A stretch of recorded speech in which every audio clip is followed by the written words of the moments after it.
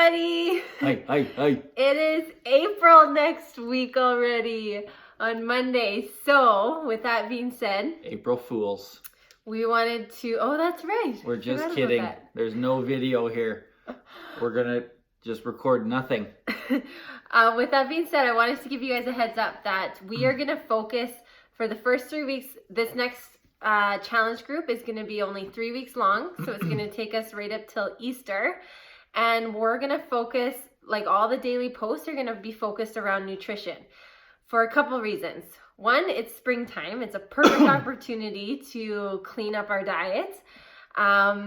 Two, we just launched this new nutrition program and it's been incredible. And I've already learned so much and just been inspired by it. So I'm going to be sharing stuff from that. If you haven't ordered that, that's okay, but you'll probably want to because it's so good. And number 3 is, what did you want to say?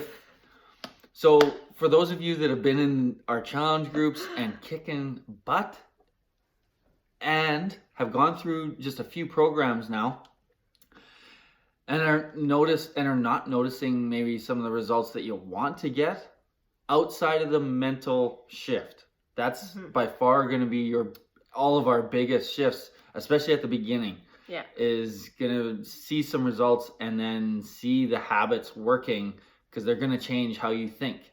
Yeah. So on that note, if you're not seeing some of the physical results that you want to see by the end of a program, outside of the 3-week programs, because those are a little difficult to really narrow in on a habit, but this is where you need to start focusing a lot, is cleaning up your meals. And it doesn't mean 7 days a week. Yeah. And it doesn't mean, you have to eat 5 or 6 meals a day every single day. No. But get to a point where the habit is consistent, minimum 5 days a week, where if you're a 3 or 4, I'm sure it should be at least 4 meals a day. That, if you're at a point where only 2 are good, step it up to 3. If not, get the 4th one good for 5 days a week. And just, you got to prove to your body that you mean business. Yeah. And that happens through consistency. It doesn't happen in 1 week or in 2 weeks, but when you hit that 3rd, 4th, and even 7th week, like, you start proving to your body that you mean business, and this is how I'm living my life now. And your body will realize, holy shit, I got to start trimming some of the fat because they're not feeding me as much as I got before, or whatever it is. Really hone in on this month to figure out your nutrition so you can develop those habits now for the rest of the year, and you just start killing it. Yeah. So, and that was my 3rd thing I was going to say, is so many of you have gotten so good at being consistent with your workouts. So now that is an awesome routine for you, and that doesn't take as much mental energy, you just are in the habit of doing it. Now is the perfect opportunity to, okay, now I'm going to focus on getting my nutrition on that same level. So I know sometimes people do it the opposite. They focus on nutrition first and then workouts, and that's totally fine too.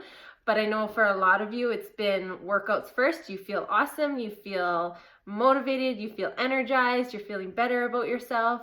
And now to really speed up the physical results and just multiply it all, tackle the nutrition. The compound effect. It works. It's easy to eat a chocolate bar every day. And the story is like, it's easy to eat an apple a day, and it's easier to eat a chocolate bar every day.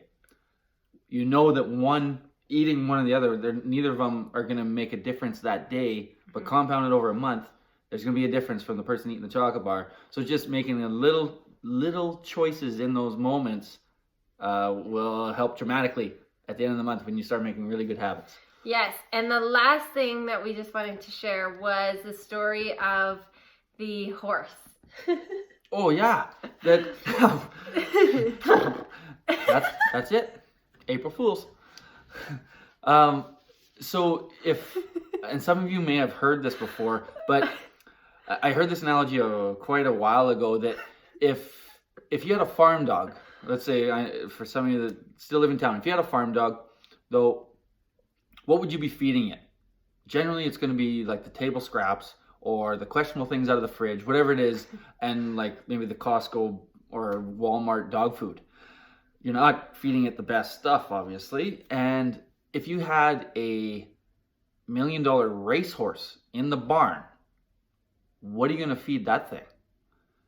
It's probably not going to be the bale of hay in the ditch beside the lane, or even the bale of hay out of the field right behind your barn. It's generally going to be stuff that you purchase with the best quality nutrients in it possible to make sure that that horse runs 100% when it hits the track. That being said, what are you? Are you the farm dog or the racehorse?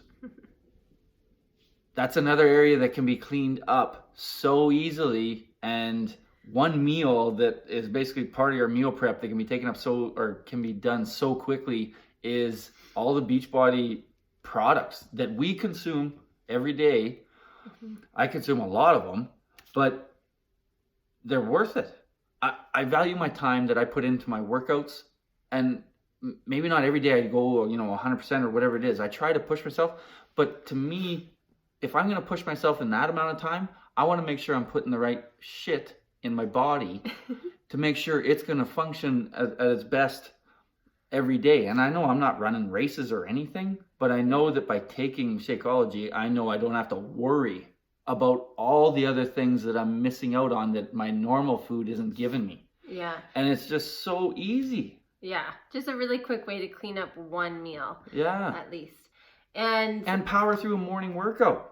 Like everyone gets up at 3 a.m, right? This is what helps. No, but the really cool thing, and I've had this conversation with many people, is that most of these workouts are short, like 20 to 30 to maybe 40 minutes.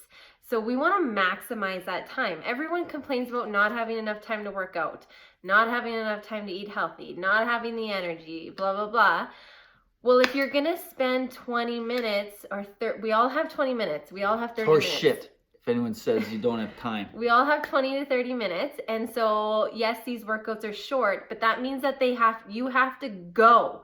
Like when it starts, you go hard. And that's where like a pre-workout and having recover and having a healthy nutrition really helps you get the most out of that short amount of time. We don't want to spend 2 hours at the gym.